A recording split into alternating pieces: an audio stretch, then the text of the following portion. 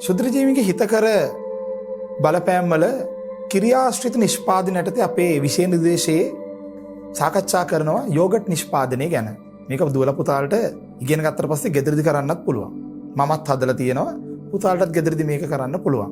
කොහොමද යෝගට් හදන්නේ? මෙන්න බලන්න ක්‍රමය. මුලින්ම අපි ගන්න ඕනේ පිරිසිදු එලකිරි සාම්පලයක්. මේක ගත්තට මදි. තදින් රත් කරන්න ඕනේ. සාමාන්‍යයෙන් රත් කරන්නේ කොහොමද? සෙල්සියස් 88ත් 95ත් අතර උෂ්ණත්වයකට මේක මිනිත්තු 15ත් 30ත් අතර කාලයක් රත් කරන්න ඕනේ. මෙම රත් කරන්නේ ඇයි කියලා චුට්ටක් කල්පනා කරන්න. මේ එලකිරි සාම්පලයේ ඉන්නවා අහිතකර ශුද්‍රජීවී. මේ රත් කරනකොට මේගොල්ලෝ මේ යනවා. ඒතර අපිට යෝගට් හදන්න හරිම ලේසි වෙනවා. කිරි සාම්පලේ ගෙනාවට පස්සේ ඒකට දානවා මුහුම් බැක්ටීරියා. මොනවද මේ මුහුම් බැක්ටීරියා කියලා කියන්නේ? මම දුවල පුතාලට මුහුම් බැක්ටීරියා සපේ ගන්න ලේසිම විදියක් කියන්න.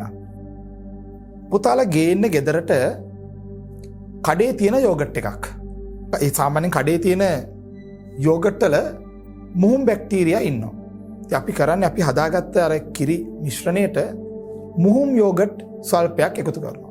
ඒකෙදි අරමුණ මොකක්ද? අපි විභාගය ඇහුවොත් මුහුම් යෝගට් එකතු කිරීමේ අරමුණ කුමක්ද කියලා අර රත් කරපු මාධ්‍යයේ දැන් බැක්ටීරියා නැහැනේ.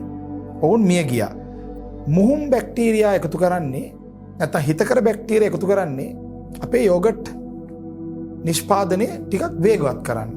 අහිතකර බැක්ටීරියා ඔක්කොම විනාශ කරලා අපි හිතකර බැක්ටීරියා දානවා කියලා හිතන්නකෝ. ඊට පස්සේ මේ මිශ්‍රණය සුදුසු බඳුන් වලට අපි පුරවනවා. අවශ්‍ය බඳුන් වලට අපි පුරවලා සෙල්සියස් 40ත් 45ත් පමණ උෂ්ණත්වයේ පැය 6ක් 7ක් පමණ කාලයක් තබනවා. පස්සේ මේ ටික ශීතකරණයේ තියෙනවා. ඕක තමයි සාමාන්‍යයෙන් යෝගට් නිෂ්පාදනයේ ක්‍රමය.